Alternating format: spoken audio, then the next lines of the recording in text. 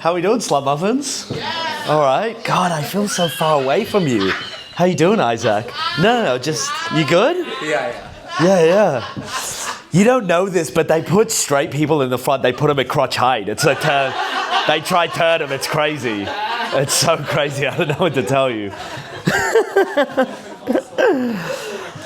I realize I got an interesting going on straight up because I got the Indian hips up front. Like, I look like you, but it's paired with the Australian accent. You don't get that often, right? Racially non-binary, that's what I'm doing with it. Little sprinkle of bisexuality, that's the whole thing. That completes the picture. The leg kick, that's important because straight men, they can't lift their legs above 90. We know that. That's facts. That's goddamn facts.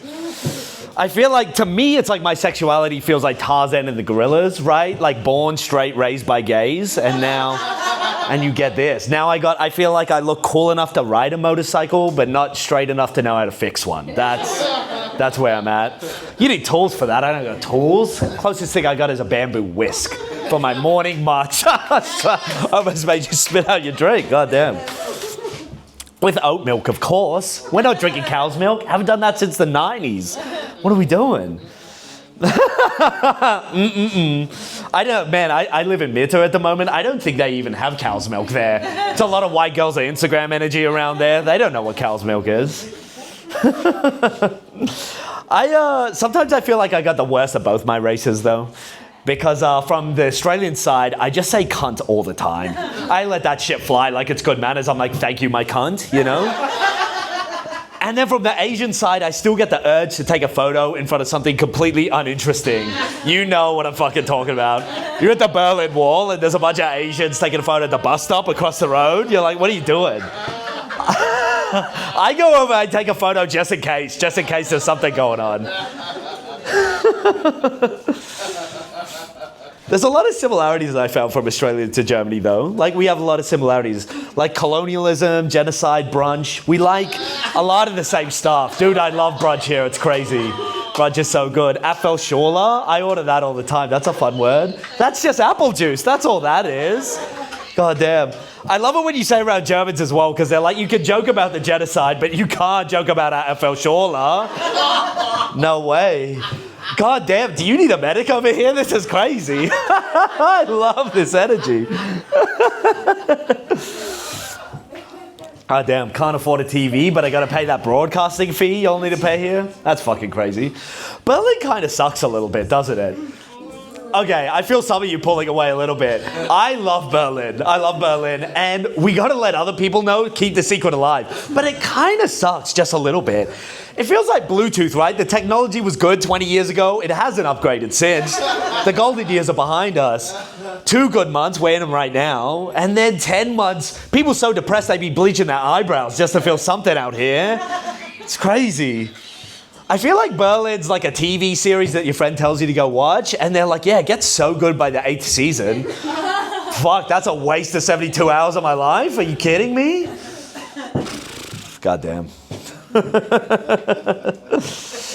I became an uncle recently. That's a thing that, sure, whatever, you don't need to do that.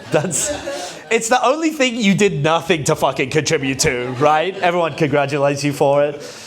But I did. I became an uncle, and I'm so jealous of this kid. I've been trying to get my mom's affection for ages. Y'all know, I see a lot of Asians out here. I've been trying to get that shit for ages. This kid's done nothing. In the group chat, my mom's like, oh, the baby's 4 kilos now. I'm like, what the fuck?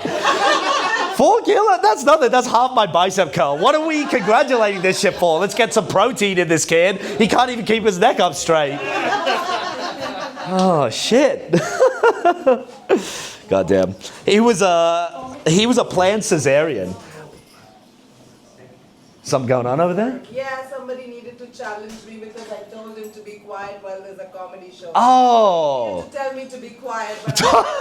When you were telling them to shut the fuck up. That's very sweet of you. Thank you very much. Let's bring the energy back in here, hey? It was a planned cesarean, right? This kid was. And it's an interesting process because you get to play God. Like, you pick the date, which is crazy. They're like, can you do like Saturday? They're like, oh, we're having dinner with Jenny on Saturday. Can we push that back? It's kind of crazy. The astrology girlies love it. They're like, let's make him a Virgo, you know? They get the option. It's crazy. But I learned so many things. This might get a little graphic, but I learned so many things with a planned cesarean, which is because the baby's head is so round because it's the vaginal wall that actually compresses and makes the cone. I was like, that's crazy. I didn't know the vagina was helping the looks maxing. That's how you get the jawline straight up from the vulva. It's crazy. This kid's so round. And then also the vaginal juice is good. So then they like Simba your kid afterwards just to give them a little bit of, I know that's too much information. But I was like, that's kind of interesting. Crazy. Put a bit on me. Health, prosperity. I don't know what we're doing with it.